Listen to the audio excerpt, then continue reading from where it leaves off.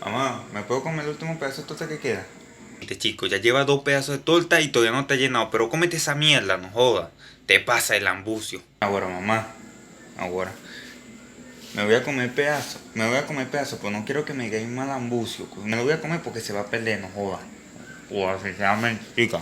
¿Qué tal, gente? Mi nombre es Richard Muñoz. Espero que les gustó el video. Yo sé que a ti te ha pasado que tu mamá te llame el ambucio, pero ¿qué más? Si no nos llenamos con un pedazo de torta, tenemos que comernos 2 o 3 o 4 pedazos de torta. ¿Entiendan eso, mamá? Así que si les gustó este video, dale like, comparte. Hasta la próxima. Chao.